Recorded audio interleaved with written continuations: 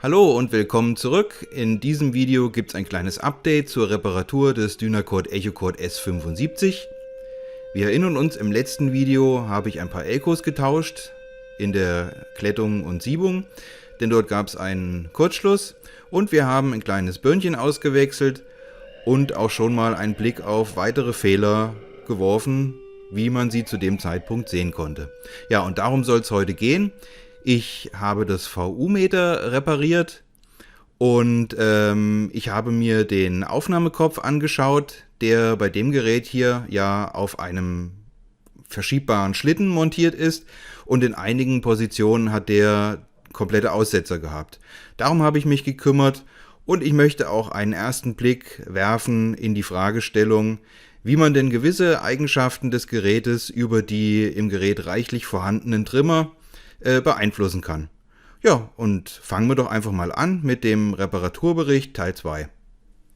Wenn wir uns das VU-Meter in diesem Gerät mal anschauen, und das wurde auch in sehr vielen anderen ähnlichen Modellen von Dynacord verwendet, im Eminent 2 gab es das, im EchoCord 100, ich glaube im EchoCord Mini auch, also das ist praktisch das Feld-, Wald- und Wiesen-VU-Meter, das Dynacord in der Zeit verwendet hat.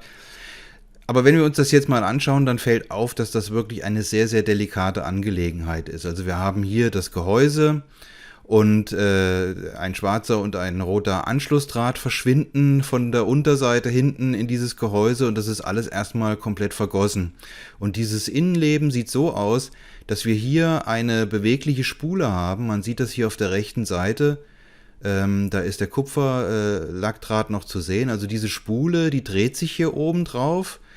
Und an der Vorderseite ist die eigentliche Nadel angebracht, die aus einem ganz, ganz dünnen Stück Blech rausgestanzt ist und die verbiegt sich auch sehr schnell. Also da muss man ein bisschen vorsichtig sein.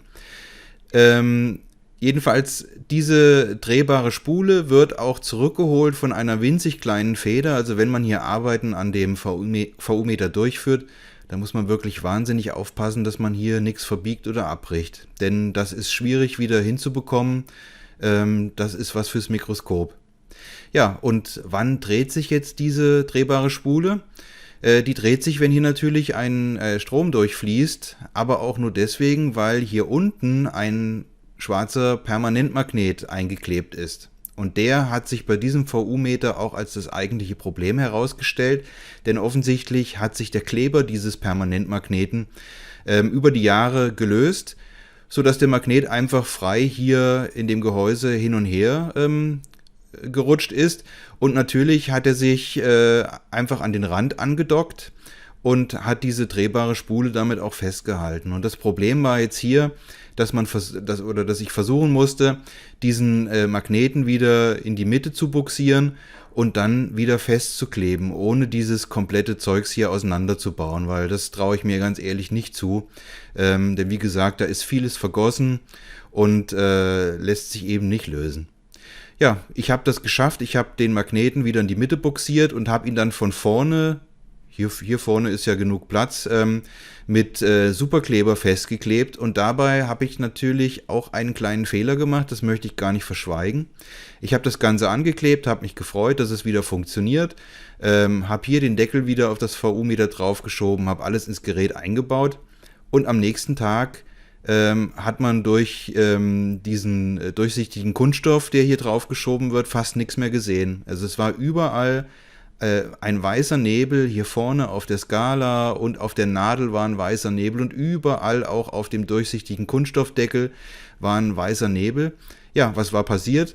Der Superkleber gast natürlich aus und also wenn es denn Superkleber sein muss, dann hätte ich vermutlich mich besser getan, wenn ich nach dem Ankleben diesen Deckel mal vielleicht noch eine Woche nicht draufgesetzt habe, damit der Superkleber erstmal ausgasen kann und richtig aushärten kann. Naja, also ich habe diese Schlieren und Flecken wieder wegbekommen. Wie? Ganz einfach mit einem Q-Tip, Wattestäbchen, dass ich einfach in klares Wasser eingeweicht habe. Damit konnte ich das ganze Zeugs hier wieder abschrubben. Ja, und habe das Ding dann auch vorsichtshalber noch einige Tage offen stehen gelassen. Aber, wie wir jetzt gleich sehen werden, die Nadel bewegt sich wieder. Also ich würde sagen, die Operation ist zu 90% gelungen. Warum nur zu 90%? Vermutlich auch wegen dieser Klebeaktion, weil das keine exakte Wissenschaft ist. Wenn die Nadel in den roten Bereich kommt, also die Spule sich weit genug gedreht hat, dann bleibt sie hängen. Das ist ganz leicht zu beheben. Man klopft einfach mit dem Fingerchen mal vorne ans Glas dran, dann springt sie wieder zurück. Aber durch diese Klebeaktion scheint sich am äußersten Drehpunkt dieser Spule hier vorne, wo ja auch der Kleber ist, da scheint irgendwas zu hängen. Vielleicht hat sich der Kleber zu einem Massiv aufgetürmt, sodass die Drehspule einfach irgendwo da anstößt. Diesmal habe ich eine Menge dazu gelernt, wie das Ganze funktioniert und wo auch die Schwierigkeiten sind. Und ich denke, beim nächsten Mal kann ich das besser machen. Ich vermute mal, dass dieser gelockerte Magnet einer der Hauptfehler bei einem Defekt dieses VU-Meters sein dürfte. Bei einem Gerät, was zumindest nur rumgestanden hat, dürfte wohl kaum mehr passieren, als dass dieser Kleber, mit dem der Magnet festgeklebt worden ist, sich einfach im Laufe der ja nun schon fast 50 Jahre wohl aufgelöst hat. Okay, dann gehen wir mal zum nächsten Thema, der Aufnahmekopf, der auf diesem beweglichen Schlitten montiert ist. Den musste ich tauschen, weil nach kurzer Prüfung hat sich herausgestellt, dass da irgendwo ein Kabelbruch sein muss oder was auch immer. Und ich habe der Einfachkeit halber einfach den kompletten Schlitten getauscht, was bei diesem Gerät auch wieder ein bisschen Arbeit ist. Also dann schauen wir uns nochmal im Detail an, wie man diesen Schlitten ausbaut. Das ist bei dem Gerät auch ein bisschen schwierig. Mal anhand meines Schlachtgerätes. Also erstmal müssen wir hier vorne diesen Hebel zum Verschieben des Schlittens rausbauen. Da ist das einzige Problem, dass der hier von unten festgemacht ist mit Schraube und Mutter. Das habe ich jetzt hier schon mal gemacht. Und das nächste Problem ist, wie kriegen wir jetzt das ganze Zeugs hier los? Und da sieht es erstmal ja so aus, als ob dieser Block, wo das drin ist, zweigeteilt ist. Das ist aber nicht so. Der ist nur an beiden Seiten ein Stück eingeschnitten, damit man hier über eine Schraube die Festigkeit oder die Stärke regeln kann, mit der diese verschiebbaren Bolzen hier arretiert werden. Es ist tatsächlich so, dass wir einen Block entfernen müssen. Da bietet sich der an auf der rechten Seite, in Draufsicht von vorne auf das Gerät. Und das hat einen ganz einfachen Grund. Das schauen wir uns jetzt an, wenn ich das Gerät umgedreht habe. Also, jetzt haben wir das Gerät umgedreht und wir sehen jetzt hier die Schraube oder eine von den beiden Schrauben, die den Block auf der eben linken Seite festhält. Und man sieht schon, man kommt an diese Schraube zwar noch gut ran, aber an die andere schon nicht. Die ist unter der Platine und da müssten wir hier dieses komplette Verstärkerboard ausbauen, um an diese Schraube dran zu kommen. Deswegen bietet sich eigentlich nur an, den rechten Block auszubauen, denn da kommen wir mit einem schmalen Schraubenzieher und etwas Geschick tatsächlich an beide Schrauben ran. Und das habe ich jetzt hier bei dem Gerät natürlich schon gemacht. Das sieht man, also da ist die eine Schraube und hier ist die andere. Das kann man so einigermaßen rauslösen. Und wenn das geschehen ist, dann haben wir also diesen rechten Block gelockert, können den entfernen. Und theoretisch kann man dann diesen Schlitten schon rausnehmen, aber nur theoretisch, weil das bleibt weiterhin alles sehr eng. Und was wir hier machen müssen, ist erstmal diese Stange nach ganz links verschieben. Und dann können wir hergehen mit ein bisschen Fummelei und können den Schlitten rausziehen. Ja, schauen wir uns doch bei dieser Gelegenheit mal so einen Tonkopf genauer an. Diesen hier habe ich schon von dem Schlitten abgebaut. Das ist der defekte. Und wenn man die beiden kleinen Schräubchen auf der Unterseite löst, kann man die große Abdeckkappe abziehen und man sieht hier die Zuleitung. Das ist ein Drahtgeflecht, geht zuerst durch eine kleine Gummitülle und verschwindet dann in diesem vergossenen Plastikklötzchen. Ja, und das hier vorne, der eigentliche Kopf, den kann man tatsächlich abziehen. Das sehen wir gleich auch nochmal.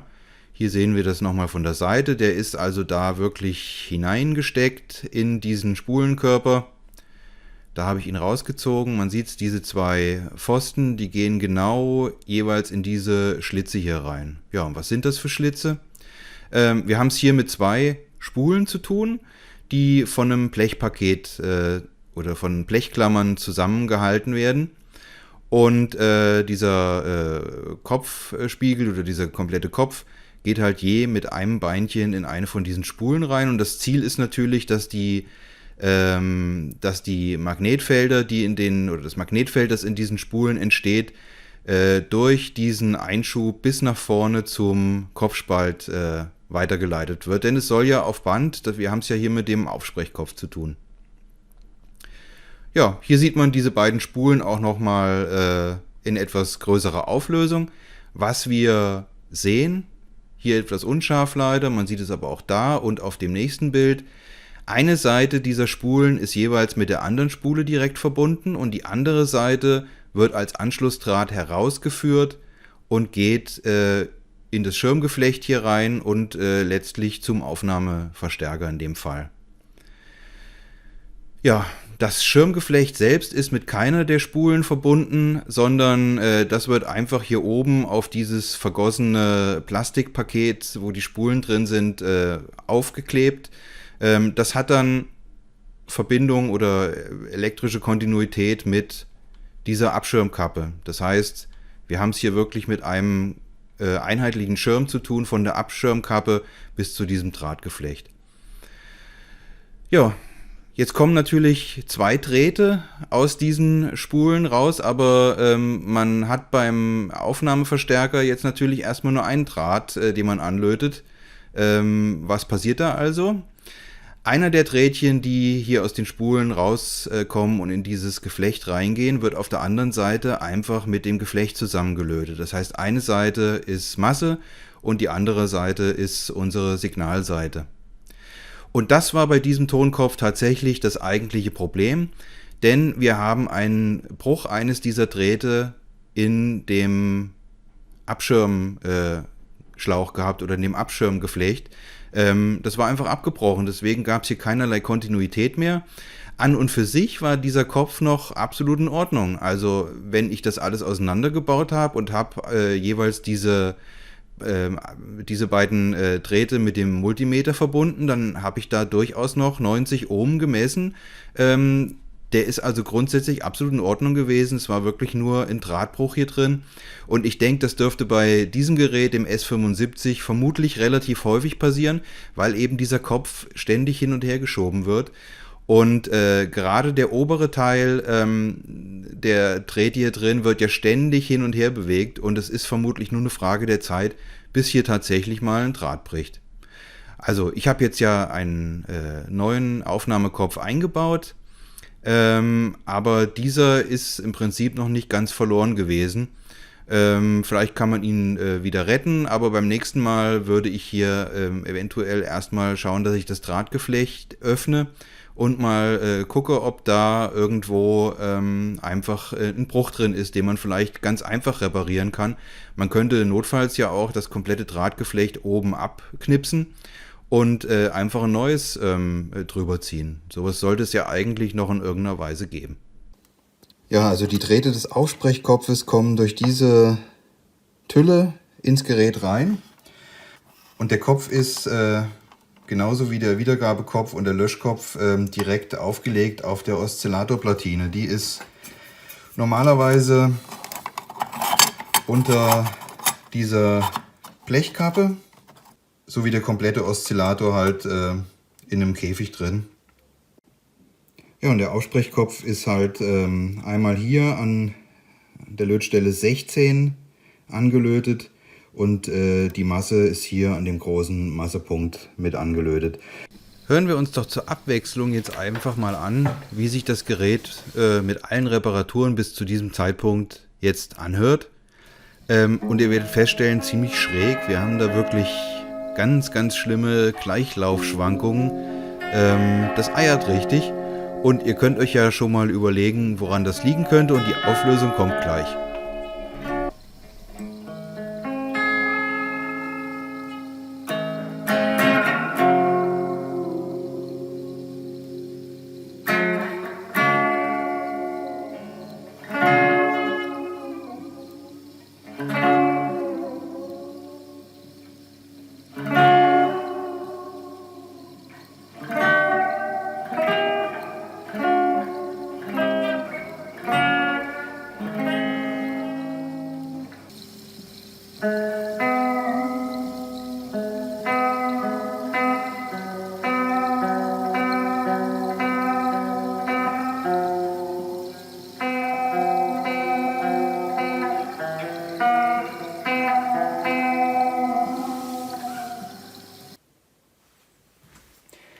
So, jetzt wollt ihr bestimmt die Auflösung wissen. Warum das Gerät immer noch so einen schlechten Gleichlauf hat, das ist ganz einfach erklärt. Ich habe nämlich überhaupt keine Andruckrolle eingefügt. Das ist nämlich der Grund, warum diese Andruckrollen, auch wenn das Band sich auch ohne ganz offensichtlich bewegt, dennoch notwendig sind, weil sie stabilisieren den Gleichlauf. So, ihr habt ja bestimmt mein Video gesehen, wo ich die Andruckrollen repariert habe und wo ich im zweiten Video auch noch gezeigt habe, was man sonst noch machen kann. Neue Gummi drauf, Gummi verjüngen. Ich habe jetzt hier allerdings was komplett anderes vor. Ich habe nämlich eine Andruckrolle gekauft aus dem, ja eine neue halt, aus dem Ersatzteilladen oder aus der Ersatzteilhandlung. Und ich möchte gleich die ausprobieren, weil ich bin sehr gespannt, wie die von der Qualität ist. Und wir legen jetzt auch ein neues Band auf.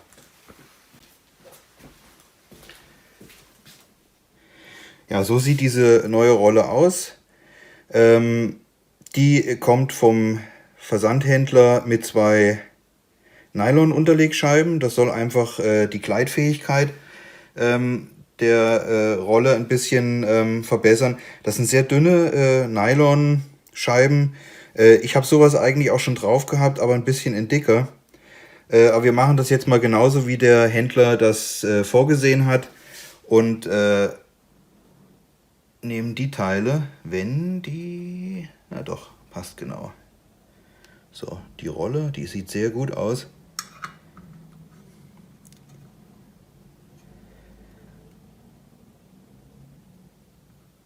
So, oben auch eine.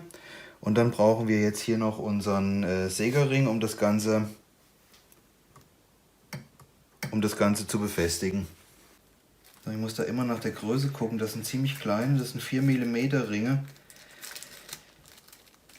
Die sind allein von der Größe her schon ziemlich weich. Da muss man immer sehr vorsichtig sein. Ich mache da andauernd welche kaputt. Aber jetzt hoffen wir mal, dass das drauf... Das habe ich gemeint, zu viel Kraft und das Ding ist gleich nicht mehr gut. So. Ein bisschen Spiel, axiales Spiel nach oben und unten und dann sollte das eigentlich ganz gut passen.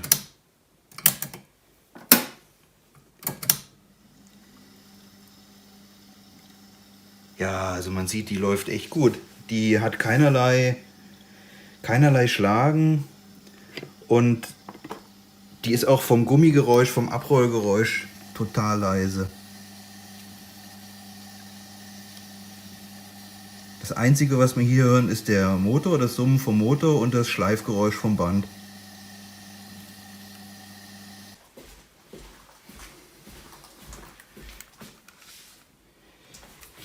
Hier frische Echolette-Bänder von Thomann gibt es die. So, jetzt entfernen wir mal das andere Band, dann nehmen wir einfach diese Spannrolle ein Stück zurück.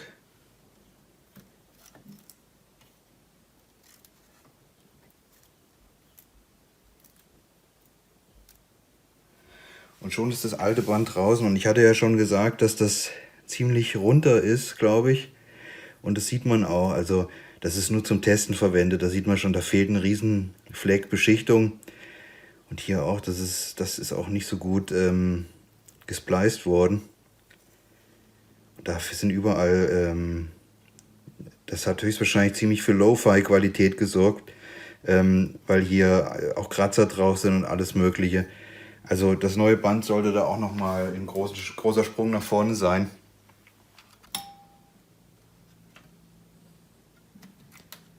So.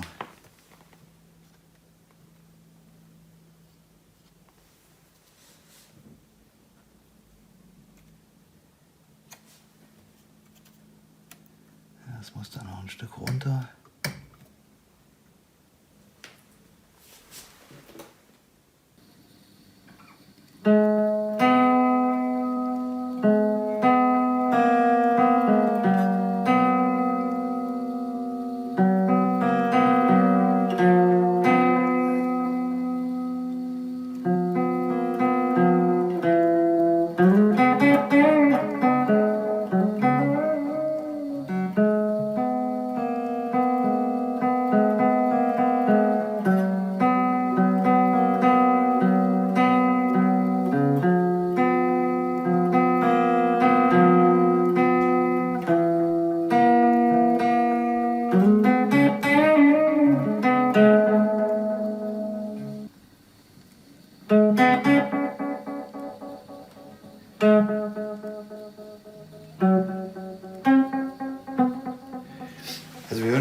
Wiederholungen, aber für meinen Geschmack sind die alle zu leise. Da müssen wir gleich nochmal was schauen.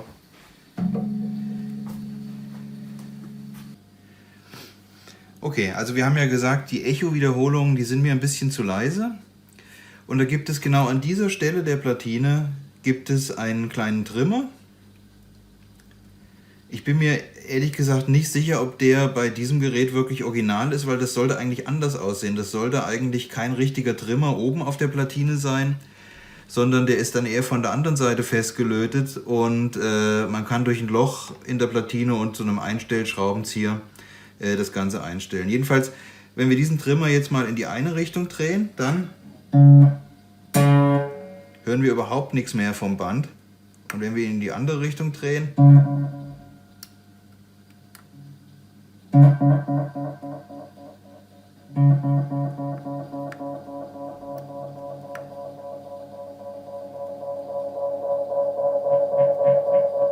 dann geht das Ganze so auch in die Selbstoszillation rein. Das heißt, was hier passiert, dieser Trimmer regelt das, was vom Band, regelt, wie viel von dem, was vom Band wieder zurückkommt, wieder zum Aufnahmeverstärker geht. Und wir hören dann mehr Echos und wir hören auch lautere Echos. Und wenn wir das ein bisschen drehen, kommt auch diese Selbstoszillation, die viele ja total mögen.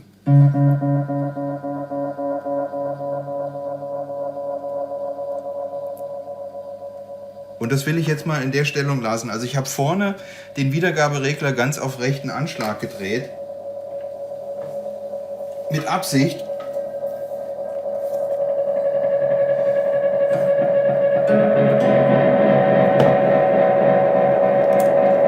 Ist vielleicht ein bisschen zu viel.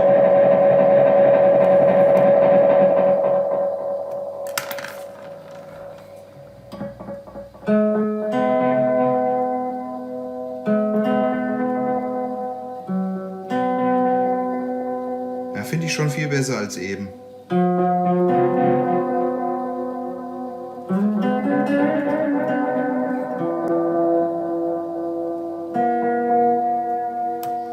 Ein kleines bisschen mehr noch. Ich möchte, dass, wenn ich vorne den Regler ganz nach rechts gedreht habe, möchte ich wirklich immer am Rande der Selbstoszillation lang schleifen.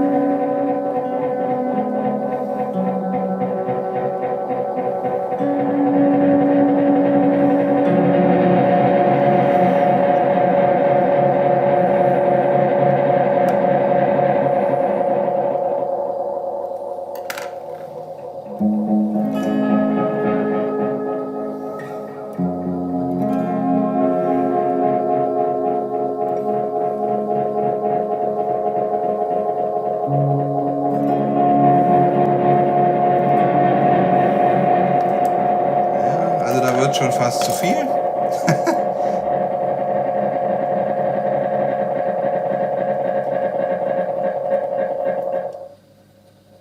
Deswegen nehmen wir es vorne einfach mal zurück und gucken, ob das noch passt.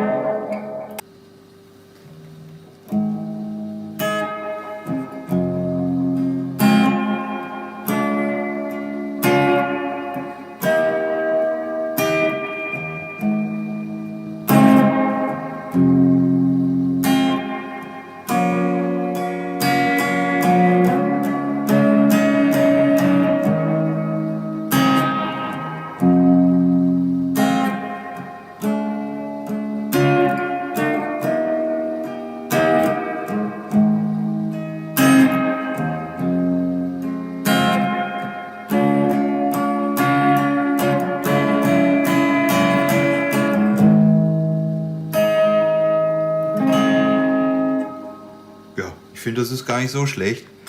Okay, gucken wir uns nochmal was anderes an, was mir aufgefallen ist. Das VU-Meter geht mir noch ein bisschen zu weit nach rechts. Wenn ich hart anschlage, dann bleibt es manchmal sogar rechts hängen. Und da möchte ich deswegen nochmal schauen, was wir da machen können. Also ich habe das ja mechanisch repariert, aber es hat noch so seine gewissen Tücken. Und ich möchte jetzt mal schauen, dass ich hier einfach das Teil ein Stück zurückdrehe, dass es nicht so weit ausschlägt, wenn ich da voll reinhau. Und auch dafür gibt es einen Trimmer. Ich weiß nicht, ob man das sehen kann. Der ist an dieser Stelle, also da ist ein kleines Loch in der Platine und dahinter sieht man, dass da ein Poti ist. Und jetzt schauen wir mal, ob wir den zu greifen kriegen und gucken mal, dass das dann nicht ganz so weit ausschlägt. Oh, das ist noch recht viel.